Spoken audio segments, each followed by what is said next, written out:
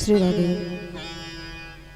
आप सभी बड़े पुण्यात्मा हैं, बड़े भागी जो निरंतर विगत दिनों से भगवान के अमृतमय कथा का रसपान कर रहे हैं, क्योंकि सच्चा रसिक वही होता है, सच्चा श्रोता वही होता है जो बार बार भगवान की कथा का रसपान करे, जो बार बार भगवान की कथा को श्रवण करे, वही सच्चा रसिक है, वही सच्चा श्रोता। और यदि कोई कह दे कि भैया हमने अपने जीवन में बहुत कथाएं सुनी, तो वो सच्चा रसिक नहीं हो सकता, वो सच्चा श्रोता नहीं हो सकता है। क्योंकि सच्चा श्रोता कैसा होना चाहिए, सच्चा रसिक कैसा होना चाहिए? सच्चा रसिक होना चाहिए प्रभु श्री राम जी के जैसे।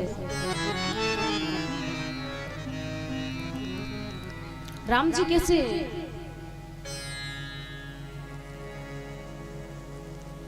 सच्चा रसिक कैसा होना चाहिए? राम जी के जैसा। क्योंकि राम जी कैसे पता है आपको? वेद पुराण वशिष्ठ बखाना सुना ही यद्यपि सब जान।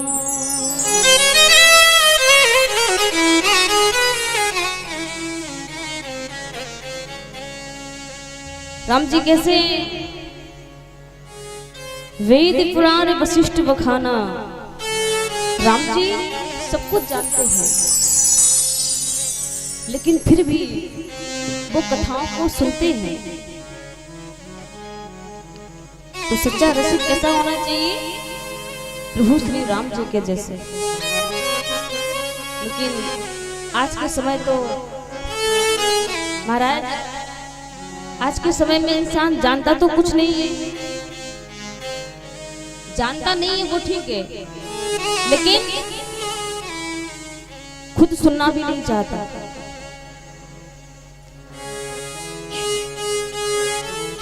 जानता नहीं है और सुनना भी नहीं चाहता, तो ये सच्चा रसिक नहीं है, ये सच्चा श्रोता नहीं हो सकता।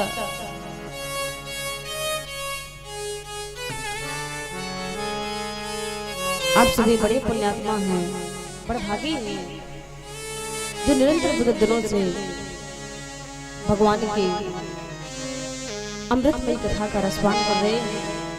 आप सभी सच्चे श्रोता हैं, सच्चे रसिक हैं। तो जैसे कि कल हमने कथा कहां तक श्रवण की थी?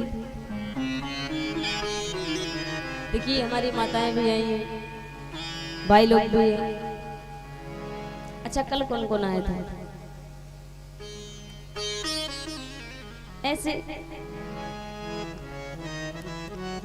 ना, ऐसे हाँ, जो आए थे वो हाथ खड़े कर ले। आप नहीं आई थी? आए थे ना? हाँ, क्योंकि आप खड़े हाथ करें या ना करें, नजर हमारी हमेशा रहती है।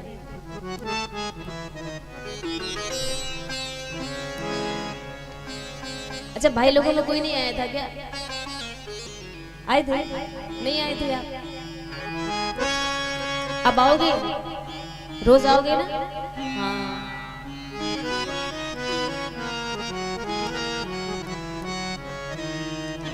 तो कल, अच्छा कल क्या हुआ था बताइए? जो माताएं आई थी कल क्या हुआ था?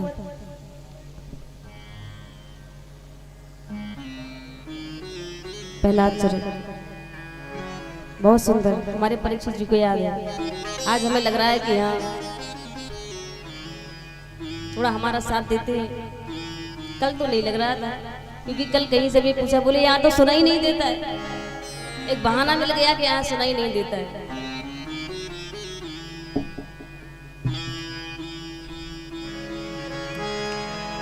प्रेम से बोली हनुमान जी महाराज की।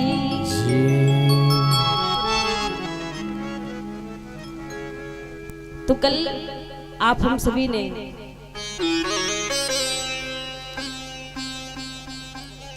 ध्रुव चरित्र और अजामिल ब्राह्मण का जो प्रसंग था और पहला चरित्र, कल आप हम सभी ने बड़े भाव से ये कथा श्रवण की। अब श्री सुखदेव जी महाराज राजा परीक्षित जी को बड़ा ही सुंदर प्रसंग श्रवण करा रहे हैं। राजा परीक्षित जी श्री सुखदेव जी महाराज से कहते हैं कि महाराज, कोई सुंदर प्रसंग श्रवण कराइए। श्री सुखदेव जी महाराज कहते हैं, राजन कुछ जलपान भी तो कर लो। लेकिन राजा परीक्षित जी कहते हैं कि महाराज, जिसको अमृत मिल रहा हो, भगवान की कथा क्या है? अमृत है।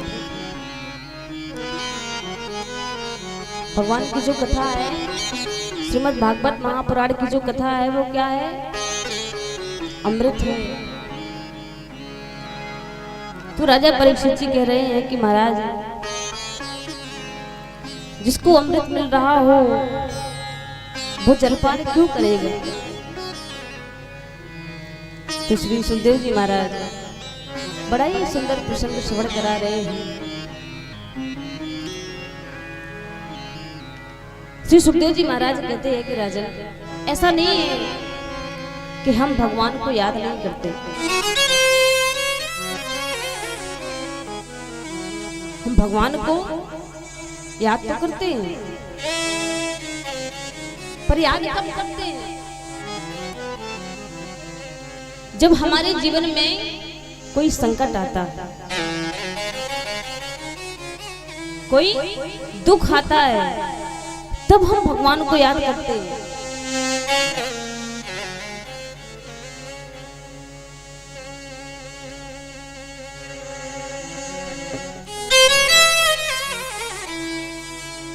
हम भगवान को याद कब करते हैं?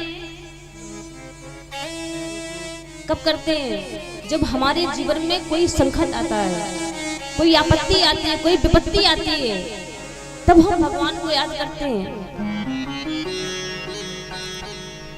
इसीलिए तो कहते हैं कि महाराज, दुख में सुमरन सब करे और सुख में करे ना कोई, और जो सुख में सुमरन करे तो दुख काहे को होए। जब हमारे जीवन में कोई संकट आता है तो हम भगवान को खूब याद करते हैं, लेकिन जैसे ही हमारे जीवन में सुख आता है तो हम भगवान को भूल जाते हैं। लेकिन ध्यान देना मेरे भैया, जीवन की कैसी भी परिस्थिति हो, कैसी भी परिस्थिति हो, हमें हर पल भगवान का नाम लेना चाहिए।